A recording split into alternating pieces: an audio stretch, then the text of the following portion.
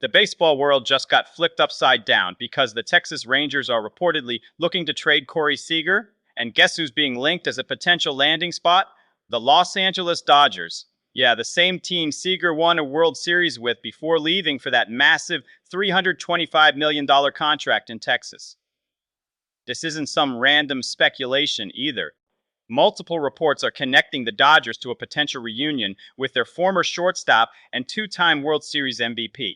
And honestly, it's one of those ideas that sounds insane until you think about it. For more than 5 seconds, let's start with why this is even happening. The Rangers won the World Series in 2023 and immediately fell apart financially. Now they're trying to shed payroll. And names like Jacob deGrom, Adolis Garcia, and Corey Seager are all reportedly being shopped around. Seager has 6 years and roughly $190 million left on his contract. He's 31 years old, coming off a season where he hit .271 with 21 home runs and a .3 Those aren't bad numbers, but they're also not the elite production you expect from someone making that kind of money. Texas wants to cut costs, and Seager's contract is one of the biggest on their books here, is where it gets interesting. Seager has a no-trade clause, which means he controls where he goes. Reports say the Yankees and Red Sox are not on his no-trade list, which means he'd be willing to go there, but here is the thing. Seager spent his entire career with the Dodgers before signing with Texas. There were no hard feelings when he left. Jeff Passan even noted that Los Angeles had strong interest in keeping him before the Rangers came in with their offer. So if Seager is willing to waive his no-trade clause for certain teams, it's hard to imagine the Dodgers being blocked. He played there for years, won a World Series there, and has relationships throughout that organization. If he's getting moved, Louisiana makes sense. But now comes the complicated part. Where does Corey Seager actually play if he comes back to the Dodgers? Because Mookie Betts just spent the entire 2025 season at shortstop and led all shortstops in defensive runs. Saved, he was elite. Defensively, he proved he can handle the position at a high level. So do you bring back Seager and move Mookie to second base? Do you tell Seager he's playing second? Do you shuffle guys around and try to maximize versatility? This is the question that makes or breaks this. Trey Madden Wells from Bleacher Report addressed this in his article, saying that finding a spot for Seager isn't an issue because Mookie Betts is the most versatile player in baseball. He's rotated between right field, second base, and shortstop over the past 3 seasons and played all 3 at a high level.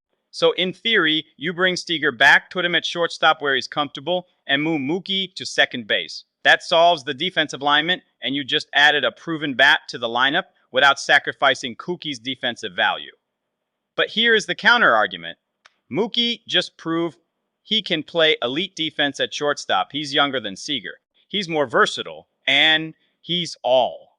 Now, let's talk about the trade cost, because this is where things get interesting. The Rangers want to shed payroll. They're not looking to get a massive haul of prospects back. They just want to reduce their salary obligations. That means the Dodgers could potentially acquire Seager without giving up top-tier prospects. Maybe they send back a couple mid-level guys like Dalton Rushing or some pitching depth, and Texas eats part of the contract or agrees to a deal that makes the finances work. If the Rangers are desperate enough to cut payroll, the Dodgers might be able to swing this without gutting their farm system. But here is the real question. Is Corey Seager the best use of the Dodgers' resources right now? They need outfield help. They need starting pitching depth. They need to figure out how to replace the production they lost from free agents and injuries. Trading for Seager gives you a proven bat and solves some offensive questions, but it also creates a defensive puzzle that might not have a clean answer. Do you really want to spend assets and take on $190 million in salary just to rearrange your infield when you have bigger needs elsewhere?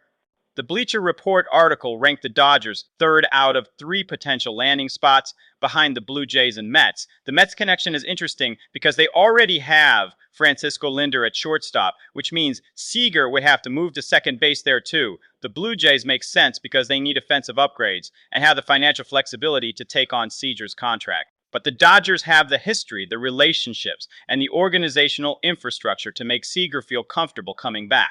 So would this trade actually happen? It depends on a lot of factors. Does Seager want to come back to LA? Are the Dodgers willing to take on his contract and shuffle their infield? Can they get Texas to eat part of the money or take back salary in return? Is there a better use of resources that addresses their actual needs? All of those questions need answers before this becomes reality personally. I think this is one of those trades that sounds better on paper than it actually is. Seager is a great player, but the Dodgers already have Mookie Betts playing elite defense at shortstop. They already have infield depth with guys like Tommy Edman. What they don't have is outfield depth and starting pitching. Trading for Seager doesn't fix those problems unless you are willing to move Mookie back to the outfield, which creates a whole different set of complications. The nostalgia factor is real, and seeing Seager back in Dodger blue would be fun, but sentiment doesn't win championships. Smart roster construction does. Drop your thoughts below because this is one of those rumors that divides the fan base. Some people will love the idea of bringing back a former World Series MVP. Others will think it's a waste of resources that doesn't address the team's actual needs. Either way, the fact that the Dodgers are even being mentioned in Corey Seager trade talks shows just how unpredictable this offseason is about to get.